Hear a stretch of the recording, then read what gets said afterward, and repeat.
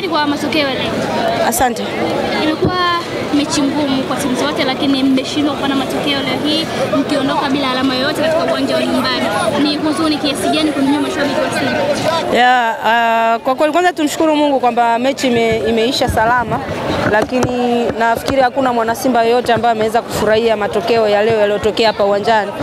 Ni huzuni kwetu, tulitegemea kupata ushindi kwenye uwanja wa nyumbani na kutegemea ndio mechi yetu ya kwanza kabisa ya hatua ya makundi, lakini tumeshindwa kupata matokeo. Kwa hiyo mimi kwangu ni huzuni, na kwa kweli hakuna mwana Simba anaweza kufurahia, na matokeo yamekuwa mabaya kwetu na tumeweza kufungwa goli moja. Nafikiri ni wakati wa mwalimu pia kuangalia na kujiangalia, sio mwalimu tu, mimi naweza nikasema wana Simba kwa ujumla, ukianzia juu mpaka chini, mpaka kila mtu kwa nafasi yake tunapaswa kujiangalia kwa hatua hii ya makundi na mechi ambazo zinakuja mbele yetu. Ni mwanzo mgumu, matumaini yakoje kwenye mechi zinazofuata? Mchezo wa kwanza wa nyumbani huu pengine mngepata alama 3 ingeweka matumaini.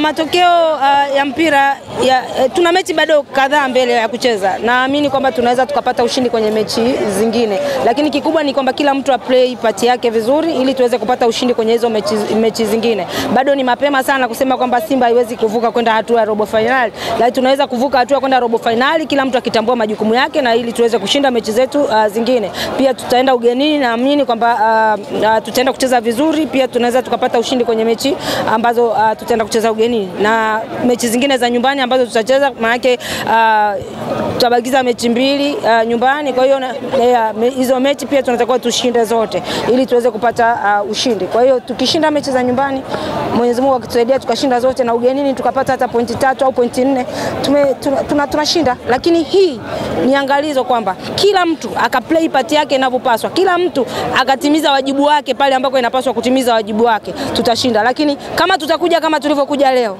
sioni Simba ikienda hatua ya robo finali. Baadhi ya watu wamekuwa na maoni tofauti, wengine wakilaumu kikosi kilichoanza kwamba hakukuwa na mshambuliaji mmoja na sababu za mwalimu. Wewe kwako ikoje? Watu wanaujua mpira wa Afrika ulivyo, una mambo mengi. Mimi siwezi kumlaumu kocha kwenye mechi ya leo, kwa sababu hata ukiangalia kipindi cha kwanza tumekosa nafasi ngapi wakati kocha hajaanza na striker? Tumekosa nafasi, si ndivyo? Kipindi cha pili ameingiza striker, lakini tukaweza kukosa nafasi pia. Kama tumeweza kukosa nafasi, mimi kipindi cha pili nafasi zilizotengenezwa ni chache, lakini tumezikosa. Na kipindi cha kwanza wakati hakuna striker tumetengeneza nafasi nyingi tukazikosa. Kikubwa tujiulize maswali, kwa nini magoli hayaingii? Tusiseme kwamba mwalimu kaanza na mchezaji fulani hajaanza na striker. Je, wale ambao sio striker walioanza walikosa magoli mangapi?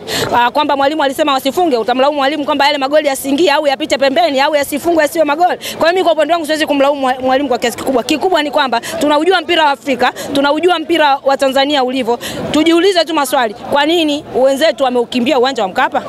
Afu na sisi pia tujitafakari kwamba huu uwanja una nini? Je, tumefanya nini kwenye uwanja? Ile kauli mbiu ya Simba ya kwa Mkapa hatoki mtu iko wapi sasa hivi? Kwa nini watu wanatufunga? Kwa nini?